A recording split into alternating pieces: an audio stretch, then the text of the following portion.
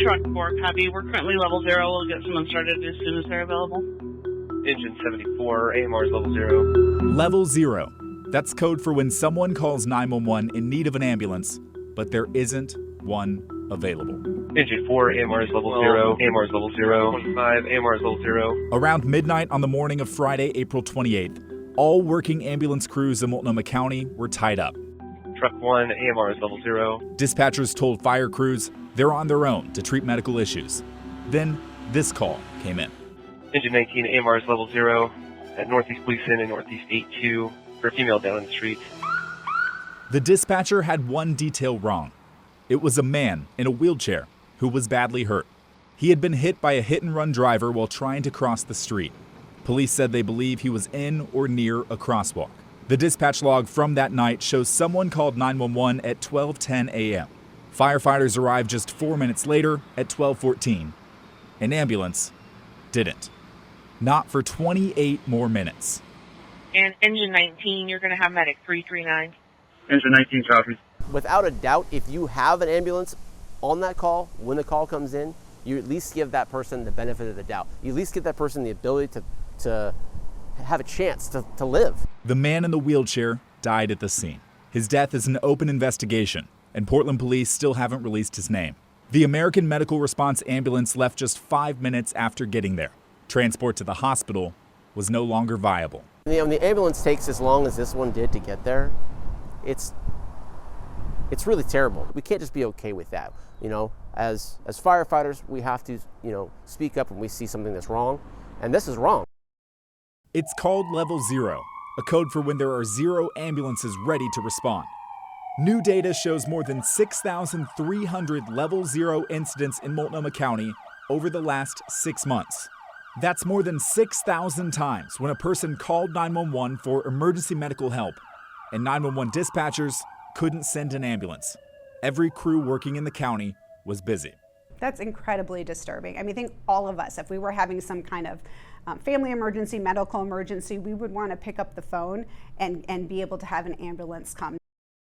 In the heart of downtown Portland on July 3rd, investigators say Jet Thomas came close to killing a U.S. Marshals deputy who was working as a Pioneer Courthouse security officer. Shots from security video show how it unfolded. Thomas climbed a courthouse gate, choked and punched the officer in the head, put him in a chokehold outside, and then hit him in the head with his radio.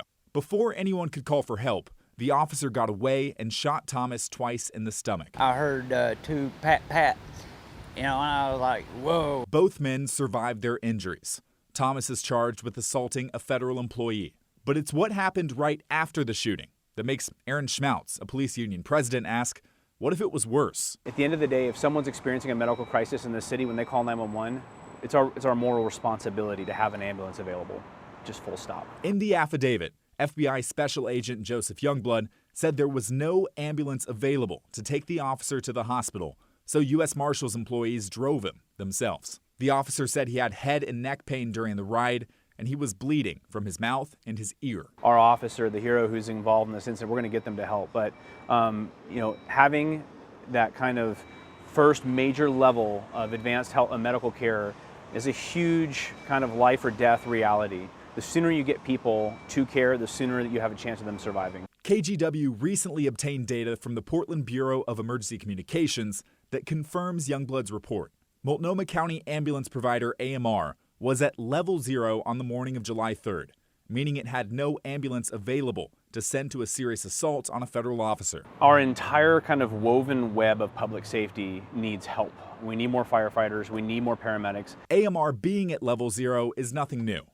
Dispatchers couldn't immediately send an ambulance crew to 29 different 911 calls on July 3rd, the day of this alleged assault. In Multnomah County, more than 6,000 emergency calls have received the Level 0 treatment this year alone.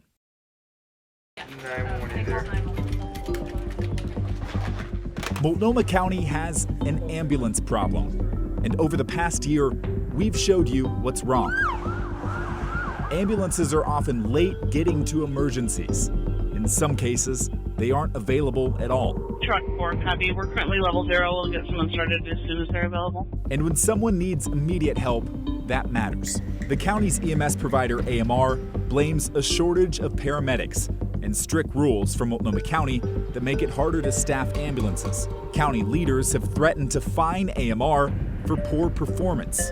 But finger pointing aside, what's being done to fix the problem? We have a long way to go, but the project is looking very promising at this point and very safe in getting the right appropriate care to people who are calling 911. To get answers, we asked Multnomah County and Portland directors about their plan to fix this. They've made two big changes. First up, a new way to sort and manage 911 calls. We need to get some of the volume out of the 911 emergency system so that those emergency resources can really respond to the emergencies, and a more appropriate resource can go to those non-emergency type calls. The idea is a smarter management of different types of 911 calls can help keep paramedics available for the big life-threatening cases. Someone with a toothache or a rash can wait. So does this now feel like a more effective use of that emergency dispatch system? Yes. At the city's dispatch center, Director Bob Kazi says the new triage system could help reduce 911 wait times. Yeah, the more efficient system we have, the fewer calls that are having to wait in the 911 queue, the quicker our call takers are able to get through all those calls. The other big change is who is responding to 911 calls. AMR Multnomah County has now started sending teams of 2 EMTs, not as highly trained or qualified as paramedics, to provide care in lower-level cases. These are called Basic Life Support, or BLS crews. The goal is to get more ambulances on the street and reduce the overwhelming workload on Advanced Life Support, or ALS paramedic crews, that respond to the most serious cases. Right now, there are 8 EMTs staffing 4 BLS ambulances. AMR is hiring more EMTs, and the county wants that. So I think you have to scale up. Scale up to take pressure off the ALS paramedic crews, hopefully eliminating the concerning level 0 situations, when all ambulances are tied up and dispatchers have 0 ambulances they can send to an emergency. Yeah, I think it's reduce the duration of the level 0 events, reduce the level 0 events, and then increase the availability of ambulances, and that's what we're seeing. But big picture, will these changes solve the county's ambulance problems? AMR says it needs mixed crews, 1 paramedic and 1 EMT, to make things better. For decades, Multnomah County health officials have insisted that ambulances need to have 2 paramedics to provide the best medical care. The BLS program shows some room for flexibility. I think we're seeing a need for more different resources than what we've historically had looking backwards. But the county still says it has no interest in allowing a 1-in-1 model anytime soon. Both changes, the 911 triage system and the use of EMT crews, are active now. County leaders say they can't promise a permanent fix, but early data is encouraging. Multnomah County's issues with slow ambulance response times reached a breaking point earlier this month, with Chair Jessica Vega-Peterson leveling a $500,000 fine against ambulance provider AMR for just 1 month of late arrivals, a fine that AMR is now appealing. Now, I've covered this story for many months, and AMR has repeatedly denied my interview requests, instead giving me emailed statements. Not anymore. It turns out a $500,000 fine stirred up something. AMR flipped the script, and they were the ones contacting me saying they finally want to share their perspective on camera. This system is in crisis, and it's getting worse, and it's not sustainable the way it is. The way it is meaning Multnomah County's requirement of 2 paramedics on each ambulance. County leaders and crucially EMS Medical Director Dr. John Jew have told me they believe 2 paramedics provide better patient care. Paramedics are more qualified and experienced than EMTs. Jew says in a city like Portland with high-risk calls, that matters.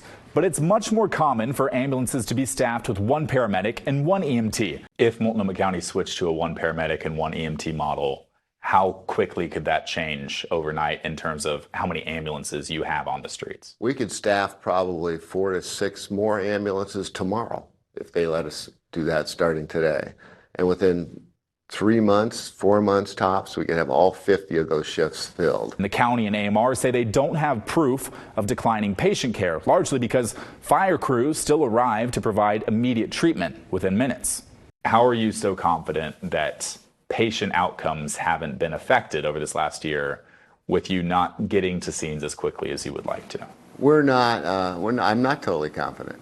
I just don't disagree with the chair's statement because we haven't done a deep analysis on patient outcomes. So whether or not we're experiencing those bad outcomes now, I wouldn't disagree with the chair, but we're facing them. They're going to come.